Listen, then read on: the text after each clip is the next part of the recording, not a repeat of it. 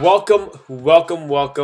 In this YouTube live, we're going to be doing the most common auto body mistakes that newbies make. And after that, we're going to get back into your Q&A, basic Q&A. Okay, so in the beginning of this, I asked a question: what do you think the most common auto body mistakes that newbies make are? Okay, so I'm going to go back up to the chat here, and we had people saying prepping, okay? Not planning it out to make sure you get everything you need to do it right. Some people said sandpaper grits. Oh, no, that's what I say. I say people get the sandpaper grits all mixed up. And also some post-painting mistakes. Like after the paint job, people make some mistakes. And I want to go over some of these things with you over the next 10 minutes, the most common things, really quickly, and then we'll get into your Q&A, and I hope you guys like how all of that goes. All right, paint masking, burning the paint, yep, a lot of those things. Okay, so the most common mistakes are, of course, number one is prepping. Okay, prepping is the most important part when getting body work done. Okay, if you want to get a nice paint job, you have to make sure your prep is good. Okay, you want to make sure you prime over feathered areas. Okay, so say you feathered out some clear coat into your base coat with maybe a 320 grit. You feathered it out, right? You don't want to paint directly over that. You want to prime that. You want to make sure you seal it, you prime it, and then you block it out with a 400 grit. Okay, because that'll actually come through to your base coat, and you'll actually see those spots through your base and through your clear coat. All right, so prepping and priming over feathered areas. You want to make sure you always prime over your body work, your bondo areas. You want to make sure you always prime over metal. Okay, I notice a lot of people, well, even with me, right, when you sand around corners and cars and edges, you get down to the metal, all right? And that's normal, that happens, right? But what you have to make sure is that you prime those areas before you paint. You never want to paint a single stage enamel or a base coat clear over a little metal spot. Even though, say this is the corner of your car, right? Even though it's a little metal hanging out, you want to make sure you dust it and cover it with primer. Okay, it's very, very important because those little areas will start biting, okay, and you're gonna get little paint problems in those areas. So always make sure, that's the number one mistake, is people don't prime what they're supposed to prime. The other issue is not sanding with the correct sandpaper grits. Okay, you know, I was talking to my buddy John Kosmowski, the founder of House of Color Paints, and when we were talking, I'm like, so what do you final sand with? He's like, 400. I'm like, that's what I always final sand with. So, you know, I used to tell him that, I used to get people tell me, you know, you got to sand it with 600, you got to final sand it with 800. The problem with that is there's not enough tooth in the sanded prepped area, okay, in your primer or in your paint or in your clear coat.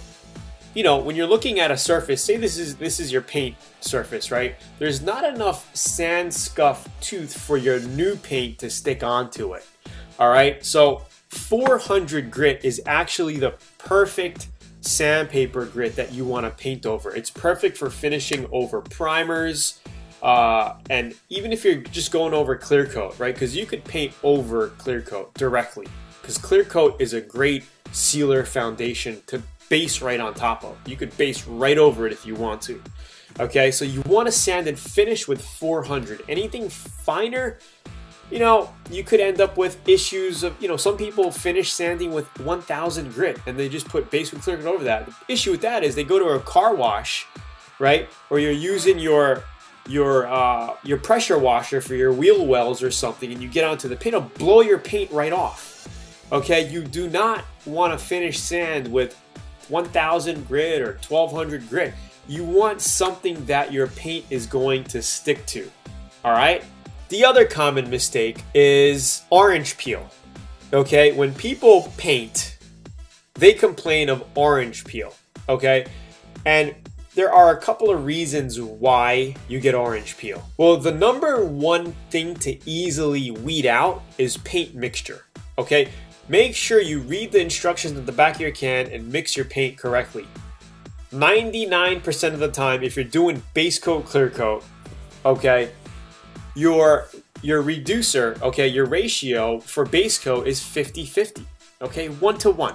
If you have a pint of base, you want to make sure you put a pint of reducer in. That's 16 ounces, okay? A cup is 8 ounces, a quart is 32 ounces.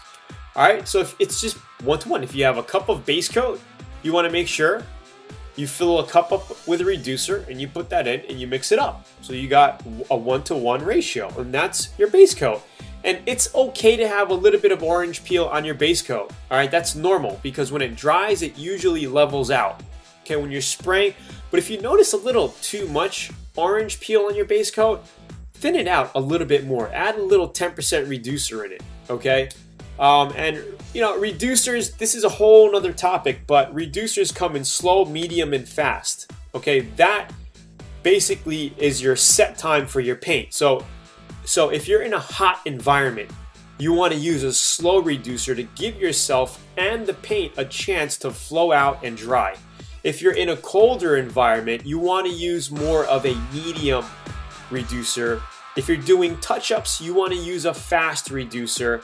If you're in mid-temperatures, 80 to 85 degrees, 75 to 85 degrees. This way, it gives your paint time to flow out. Okay. The other issue and the other reason why people get orange peel is not enough pressure when spraying. Okay, they're spraying at too much of a low pressure. You want to make sure when you're spraying base coat, you got at least 27 to 28 psi coming out of your gun at the bottom. Now, I'm not at the shop right now, so I can't show you like a live demo with my gun hooked up, but pressure coming out right at the gun dial, right? If you have a digital, you want to make sure that when your trigger is pulled, you can see 27 or 28 psi for base coat. Okay, 27, 28 psi is good for base coat. You got enough pressure coming out to put your paint on the panel. When you're doing clear coat, you want to make sure you're at about 30 psi. At least 30 psi is a nice enough atomization.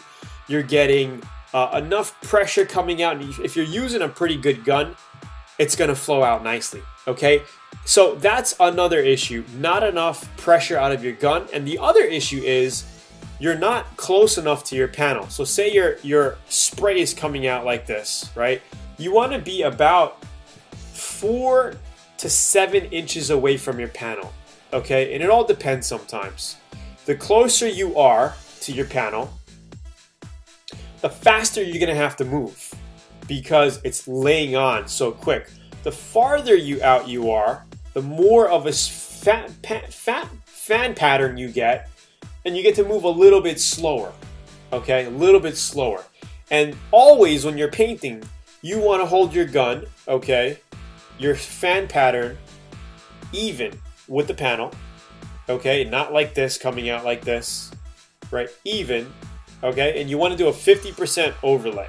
50% overlay, just like how I show you in the VIP course in my videos.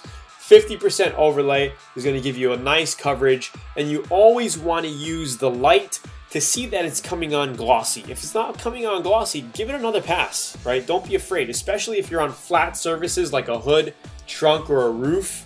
You don't have to be worry too much about overloading your clear or running because you're on a flat surface, right? When you're on your side doing doors and fenders and quarter panels, you have to worry a little bit, all right? Because you don't want to get that run, okay? And that's another issue too, is runs. But it's always better to have a run than dry, in my opinion, because you could sand out and buff out a run. Okay, is everybody getting this so far? So if you guys are just getting on right now, be sure to watch the previous section here. Just rewind back a little bit more to get into the content area. Okay, can you use fisheye to help? Yes, you can use a little bit of What's Up Sly, VIP member from Martinsville, Virginia. Yes, factory cars do have orange peel, and they, that's just the fact of the matter. You're always going to get orange peel. Even factory cars get orange peel. But the more clear coat you lay on, the better flow you're going to get.